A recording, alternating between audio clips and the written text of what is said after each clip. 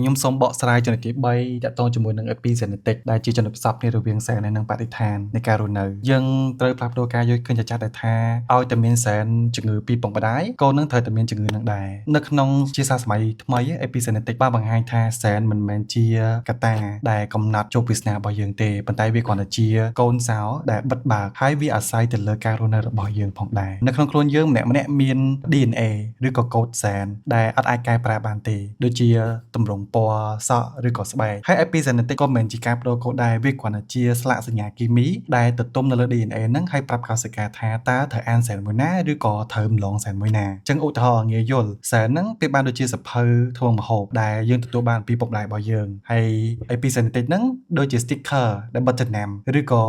បិចយកទៅ highlight គូសលើទំព័រណាមួយអញ្ចឹងបើសិនជា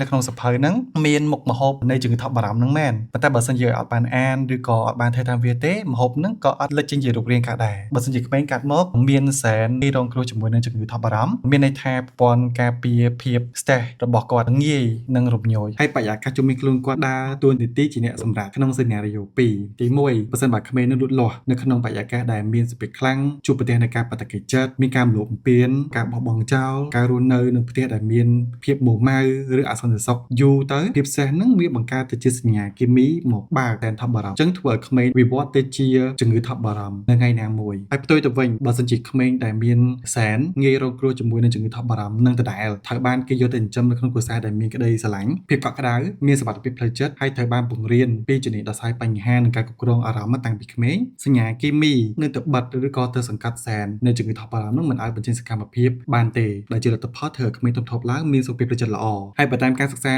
ដ៏ល្បីល្បាញរបស់សាកលវិទ្យាល័យ McGill នៅលើសាកដុលបានបង្ហាញអំពីឥទ្ធិពល epigenetic ដែលគេសង្កេតឃើញថាមេកដុលដែលអាសាលិតនឹងបើដោះកូនដោយការយកចិត្តទុកដាក់នោះកូនកដុលដែលធំឡើងមានភាពក្លាហានហើយនឹងអត់សូវ stress ទេប៉ុន្តែចំពោះមេកដុលដែលអត់សូវខ្វល់ពីកូនរបស់វាធំឡើងមានភាពភ័យខ្លាចហើយនឹងងាយស្លន់ស្លោនៅក្នុងការសិក្សានឹងទៀតអ្វីដែលអស្ចារ្យមែនទែននៅពេលដែលគេយកកូនកដុលកើតពីមេដែលងាយ stress ទៅឲ្យមេកដុលដែលមើលថែទាំជំនួយបាច់បានល្អគេឃើញថាប្រព័ន្ធខួរក្បាលរបស់កូនកដុលនឹងត្រូវបានផ្លាស់ប្ដូរការថែទាំល្អរបស់មេកដុលដែលល្អនឹងបានកែប្រែសញ្ញាគីមីនៅក្នុងខួរក្បាលរបស់កូនកដុលដែលមិនល្អនឹងបិទសែន stress ហើយបើកសែនដែលធ្វើឲ្យខួរក្បាលគាត់ស្ងប់វិញអញ្ចឹងនៅក្នុងចំណុចនេះ epigenetic វាមិនមែនជាការកាត់ក្តីឲ្យដាច់ណាត់ថាវានឹងត្រូវទៅជាអីមួយទេប៉ុន្តែវាគ្រាន់តែជាស្លាកគីមីដែលបង្ហាញពីភាព stress ឬក៏ជំងឺថប់បារម្ភហើយវាអាចកែប្រែបានឬក៏លុបចេញបាននៅពេលដែលយើងធំពេញវ័យតាមរយៈការព្យាបាលដោយចិត្តសាស្ត្រដូចជាការព្យាបាលពុទ្ធិនិងការកិរិយាដើម្បីផ្លាស់ប្ដូរទម្លាប់ការគិតនិងការផ្លាស់ប្ដូររបៀបរបបនៃការរស់នៅដូចជាការហាត់ប្រាណឲ្យបានទៀងទាត់របបអាហារល្អ